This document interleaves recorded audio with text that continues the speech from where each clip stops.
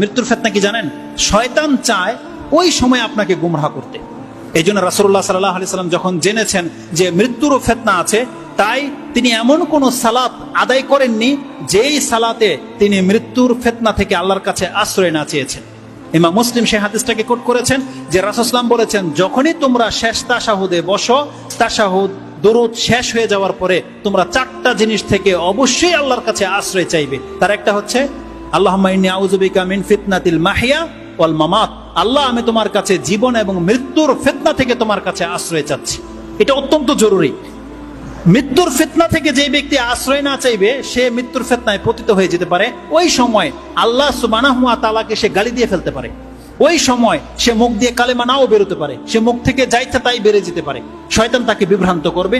এই জন্য আল্লাহ চাইলে আবার আপনাদের সাথে দেখা হবে কিনা জানি না, তবে এই মৃত্যুর জন্য, ভালো মৃত্যুর জন্য দুইটা কাজ আপনারা করবেন। মৃত্যুর ফিতনা থেকে আল্লাহর কাছে সবসময় আশ্রয় চাইবেন, আর সবসময় আল্লাহ সুবহানাহু ওয়া তাআলার প্রতি ভালো ধারণা রাখবেন। আল্লাহ আপনার সাথে যা কিছু করেছে আপনি মেনে নেন যে আল্লাহ আমি তোমার উপর সন্তুষ্ট। মৃত্যু পর্যন্ত আপনি আল্লাহর উপর সন্তুষ্ট থাকেন এবং আপনি আশা রাখেন ইনশাআল্লাহ যে আল্লাহ আপনাকে ক্ষমা করবে। এই আশা নিয়ে বেঁচে থাকবেন, যখন তখন আল্লাহর কাছে ক্ষমা চাইবেন এবং আপনি মরে যাবেন এটা ভেবে পৃথিবীতে চলাফেরা করেন। ইনশাআল্লাহ আজিজ, এটা যতদিন আমাদের স্মরণ থাকবে আমাদের পাপ অতটা হবে না যতটা পাপ হয় আমরা মৃত্যুকে ভুলে গেলে আল্লাহর সামনে দাঁড়াতে হবে। এটা আমরা যখন ভুলে যাই তখনই আমাদের দ্বারা পাপ হয়। যেই বিপর্যয় সারা পৃথিবীতে ছড়িয়ে আছে, আল্লাহ তুমি আমাদেরকে সেই বিপর্যয় থেকে মুক্ত করে দাও। যখনই কোনো ফিতনা আসবে আল্লাহ সেই ফিতনায় পতিত হওয়ার আগেই যেন আমরা ঈমান নিয়ে মরতে পারি, আল্লাহ তুমি আমাদেরকে সেই তৌফিক দান করো। এবং আল্লাহ তুমি আমাদের গুনাহ খাতাগুলোকে মাফ করে দাও। এবং যারাই আমরা মুসলিম ঘরের সন্তান, আল্লাহ এই ঈমানের উপরে, ইসলামের উপরে যেন আমাদের মৃত্যু হয়, আল্লাহ তুমি আমাদেরকে সেই তৌফিক দান করে দিও। সর্বশেষ একটা আয়াত শুধু বাকি থেকে গেছে, এটা বলাই হয় না, যেটা শুরু করেছিলাম, আর এটা প্রত্যেক খুতবায় আপনাদেরকে শোনানো হয়। কি? ইয়া আইয়ুহাল্লাযীনা আমানুত্তাকুল্লাহা হাক্কা তুকাতিহি ওয়া লা তামুতুন্না ইল্লা ওয়া আনতুম মুসলিমুন।